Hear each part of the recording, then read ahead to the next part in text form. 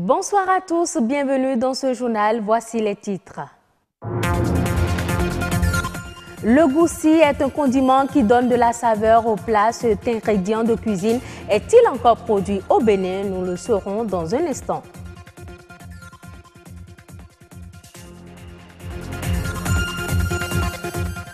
Le cancer de la prostate, on en parle encore avec le dépistage et les traitements requis.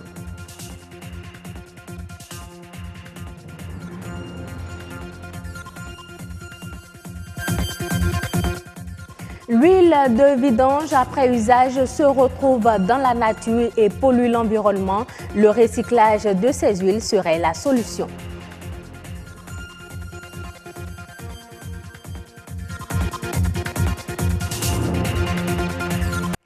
Qui d'entre vous est déjà resté sur sa faim quand on lui a servi une sauce qui manque du goussi? Même s'il n'est pas admis dans toutes les sauces, le goussi, communément appelé sésame sous nos cieux, on rajoute à la saveur des plats.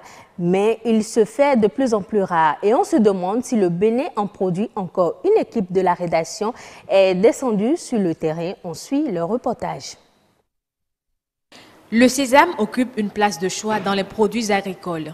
En 2016, sa culture en Afrique de l'Ouest a connu une nette amélioration, notamment au Sénégal et au Nigeria qui ont respectivement produit 5 000 et 290 000 tonnes. Au Bénin, malgré les terres disponibles, la culture peine à décoller.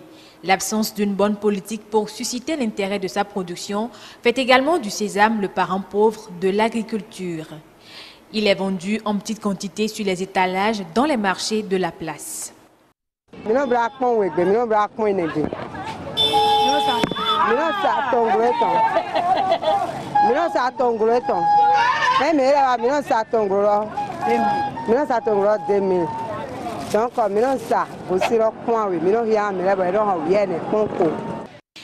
avant, les graines de sésame passent par ici où elles sont moulues.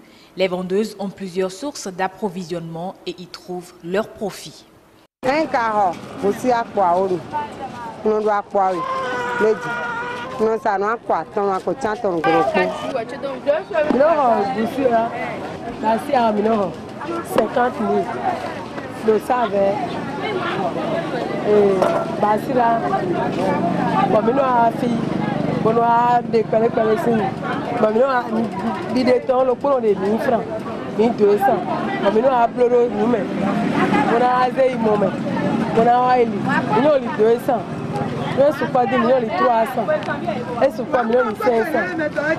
Le sésame sert à agrémenter les sauces. Il sert également dans la pâtisserie et peut être transformé en huile. Rendre disponibles les semences et encourager sa production serait profitable aux agriculteurs puisque le sésame peut être si précieux. Merci donc à Estelle Pazou pour ce reportage. Le cancer de la prostate est devenu le cancer le plus fréquent et la deuxième cause de mortalité par cancer chez l'homme. Selon certaines sources, un homme sur 8 a un risque de découverte d'un cancer de la prostate au cours de sa vie. Mais comment se fait le dépistage du cancer de la prostate et quels sont les possibles traitements? Ulvaïs Balogun et Calvador Awadou se sont rapprochés d'un neurologue pour en savoir davantage. On les écoute. Le dépistage consiste à ce qu'un homme qui a 50 ans, prenons le cas le plus commun, qui a 50 ans, va voir son médecin. Ça peut être son médecin d'entreprise, médecin de cabinet médical, public ou privé, ou bien un neurologue. Et ce dernier lui fait faire des examens sanguins, il fait faire un examen clinique que nous appelons toucher rectal. Et ce monsieur, à la fin, va lui dire, monsieur, rendez-vous dans 5 ans, dans 2 ans. S'il pense qu'il y a un cancer, il va faire un examen plus approfondi. Il va prélever la prostate. Et ça, c'est les urologues qui le font. Et ce prélèvement va être envoyé chez un médecin qu'on appelle médecin anatopathologiste qui va examiner au microscope et y retrouver les cancers. S'il lui retrouve qu'il y a cancer, c'est le cancer sur le prélèvement, il dira, monsieur, vous avez un cancer. Le traitement mobilise plusieurs moyens. Il y a des gens qui sont avec le cancer, on ne leur fait rien comme traitement, on surveille. Parce qu'ils ont un certain âge où on estime que ce n'est pas le cancer qui est l'urgence. Un patient qui a un AVC, qui est paraplégique, qui a les quatre membres ne marchent pas. Selon le cas que le médecin évalue, il y a des patients, le cancer n'est pas la priorité pour le moment parce que, ou bien un patient qui a une maladie du cœur grave, c'est son cœur qui va s'arrêter, il peut l'emporter. Donc, selon le cas, on peut dire, on ne fait rien, on surveille. Certains qui ont la phobie de la chirurgie, ils ont eu beaucoup d'informations dans les médias, ils ont eu des parents qui ont été opérés, ils ont eu peur, mais ils ont eu peur. Ils disent, je ne veux pas d'opération. Ceux-là, on les surveille régulièrement, on fait les tests et on attend le moment critique pour décider de les opérer. Deuxième groupe, c'est les gens chez qui la maladie est diagnostiquée. Ils sont prêts pour l'opération. Ceux-là, il y a deux moyens. Il y a la chirurgie qui consiste à enlever toute la prostate parce que la maladie est localement, elle ne concerne que la prostate. Elle n'a pas débordé la prostate. Ceux-là, il y a deux moyens pour traiter. Nous avons la chirurgie radicale, où il faut enlever la prostate. Et puis il y a la radiothérapie, où on va irradier la prostate localement. Et donc on va tuer les cellules cancéreuses dans la prostate sans l'enlever. Au Bénin, nous n'avons que la chirurgie comme moyen disponible. La radiothérapie, nous l'espérons du tout neveu. Troisième phase de la maladie, le cancer a dépassé la prostate et elle a commencé à être difficile dans l'organisme. À ce moment, la chirurgie n'est plus suffisante. Il faudra ajouter des médicaments qui sont parfois chers. Il faudra ajouter parfois la radiothérapie et parfois d'autres petits médicaments qui se complètent. Là, le coût est plus cher, plus élevé quand la maladie est avancée. Mais il faut dire qu'à cet âge-là, il y a des patients qui sont âgés qui font 20 ans avec le cancer. Donc, parfois, c'est une maladie qui évolue très lentement chez les personnes âgées.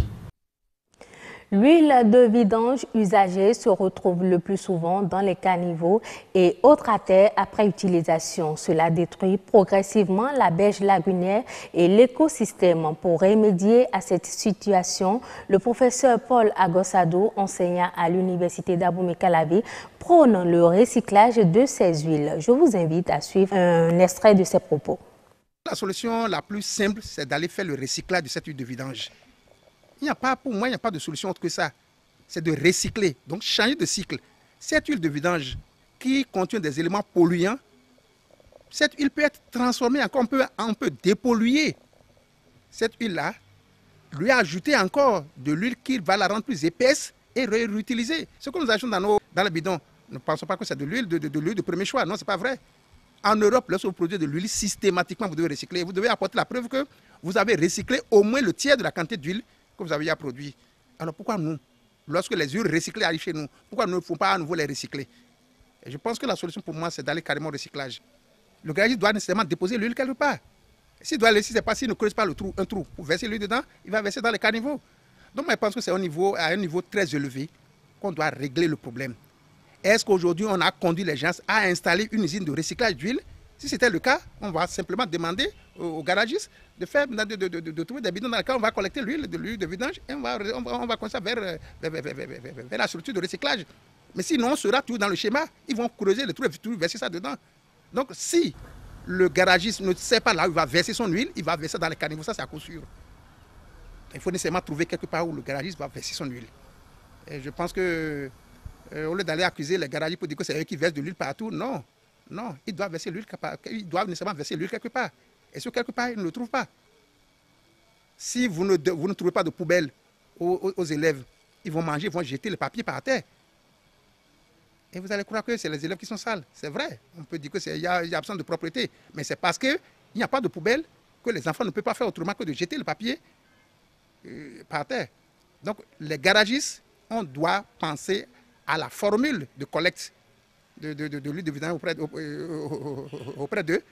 Et cette huile collectée auprès de ces gens-là seront traitées donc, dans le cadre du recyclage de l'huile de vidange. À présent, rien que pour les voitures, nous avons au moins 10 millions de litres d'huile à moteur par an qu'on utilise par an. Au moins 10 millions. Ça, ce n'est que pour les voitures. Les voitures.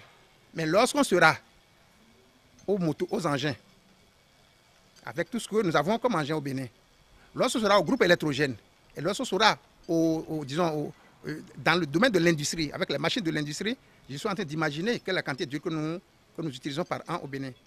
Alors, qu'est-ce que cela donne? Nous sommes certains que nous sommes en train de créer notre propre, nous sommes en train de créer notre tombe. S'il n'y a pas, c'est une calamité. En Côte d'Ivoire, les prévisions de la récolte cacaoyère principale se chiffrent désormais à 1,32 million de tonnes, un stock en repli de 12% par rapport aux résultats de l'année cacaoyère 2016-2017 et légèrement en dessous des prévisions initiales qui se chiffrent à 1,45 million de tonnes. Cette révision à la baisse de la production s'explique par les fortes pluies tombées entre octobre et novembre ayant engendré la pourriture brune qui a endommagé une partie de la récolte. C'est un secteur qui devient aujourd'hui un facteur de croissance économique, un boom mondial. En Chine, les élèves sont déjà formés pour devenir des professionnels dans ce secteur. Désormais, jouer un jeu vidéo en classe, c'est permis et même obligatoire, comme dans cette école où nous emmène Rodrigue Babagbeto à travers ce reportage. Ils ne sont pas dans une salle de jeu, mais bien dans une salle de cours. Dans cette école, les élèves sont formés pour devenir des professionnels du sport électronique, une discipline en plein essor en Chine. La section sport, lancée en septembre dernier dans ce lycée, compte déjà environ 50 élèves.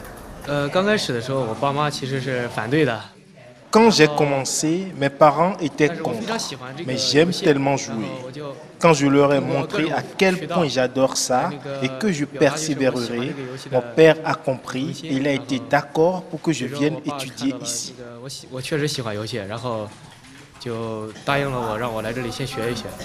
Les études durent 3 ans avec une formation faite de 50% de pratique et 50% de théorie.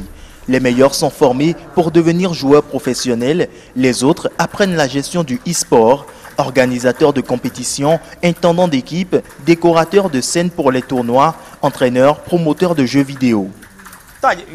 Au départ, les parents pensaient que ça consistait uniquement à jouer aux jeux vidéo. En fait, ce n'est pas le cas. Le pro gaming se développe énormément et c'est devenu un facteur dans une économie de marché. Telle est la situation. Selon des études, en 2018, le secteur devrait générer 900 millions de dollars, soit environ 5 milliards de francs CFA de chiffre d'affaires à l'échelle mondiale, plus de 38,2% sur un an. En Chine, 260 millions de personnes jouent à des jeux d'e-sport ou regardent des compétitions, d'après la firme chinoise e-Research. Fin de ce journal, merci de l'avoir suivi. Bonne suite des programmes sur BB24.